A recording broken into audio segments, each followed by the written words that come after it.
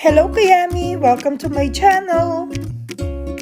Our yummy recipe for today is Filipino style Lechon Manok or roasted chicken. Let's start by washing the chicken. I use organic chicken, but you can still use the broiler chicken with the same procedure. Let's mix the briny mixtures in a bowl.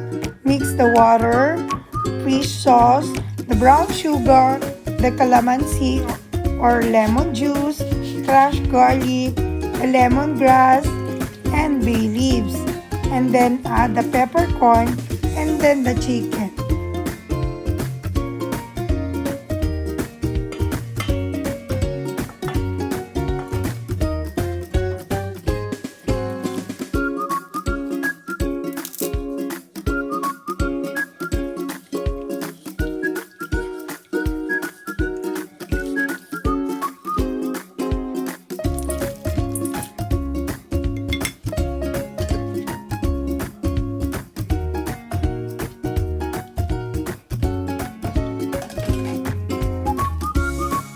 Before marinating the chicken, we should massage the chicken with the marinade. It may sound weird, but it helps with the flavor and can tenderize the meat.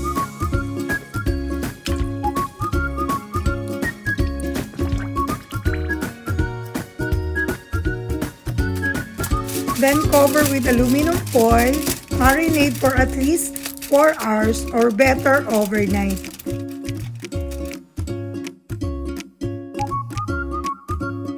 Bring out the chicken 1 hour before roasting, then put in a colander to drip the excess liquid from marinating.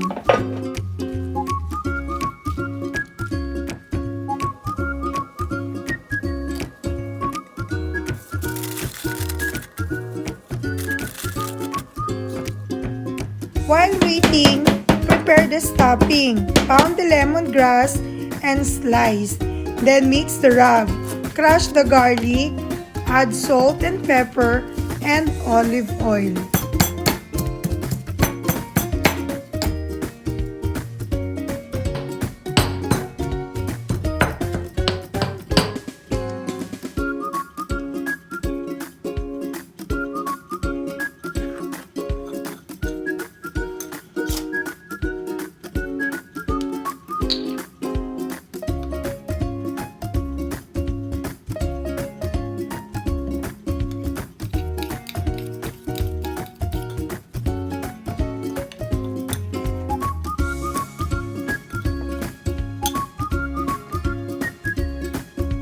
After 1 hour, dry the chicken with a paper towel and then rub all over the chicken the rub mixture, including the cavity.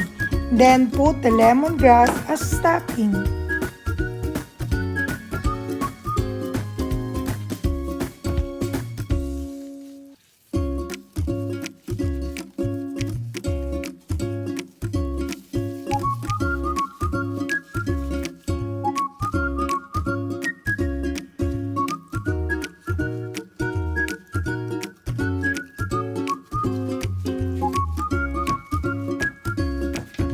Let's prepare the roasting pan. I'm using cast iron roasting pan to cook the chicken evenly. And the pot naturally bastes the skin. If you don't have this, you can use an empty tin can, then put chicken broth.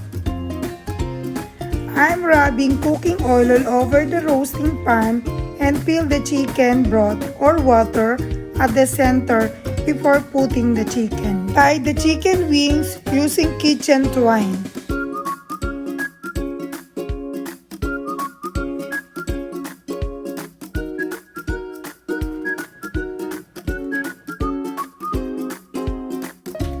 I roast the chicken in 1 hour and 20 minutes at 350 Fahrenheit.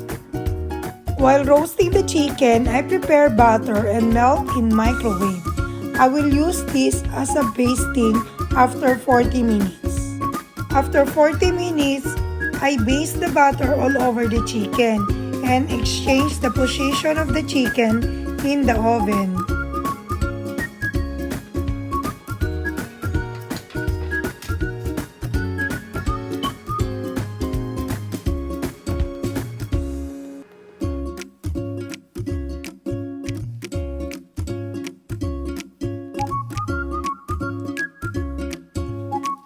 After 40 minutes of roasting the chicken, I brush again the chicken with the melted butter, but this time I also brush the chicken with a combination of tomato ketchup and oyster sauce mixture, then set on broil to achieve a nice color and crispy skin.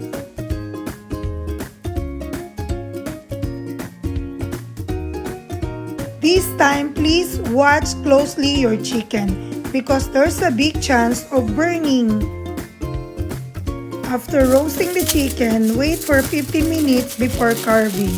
I cover my roasted chicken with parchment paper and aluminum foil.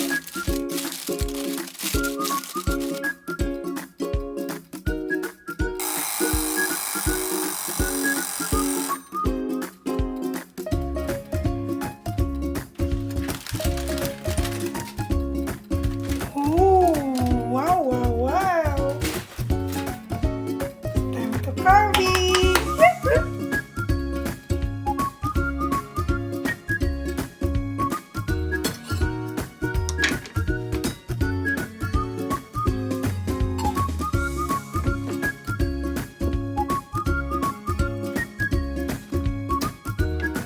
Yummy and juicy the roasted chicken!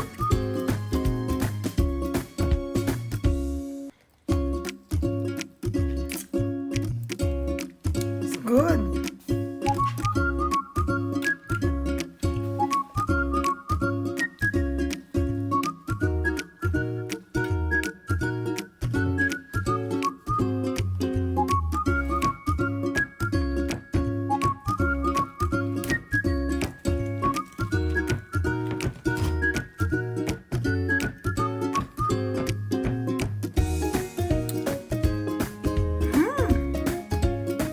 Crispy, crunchy.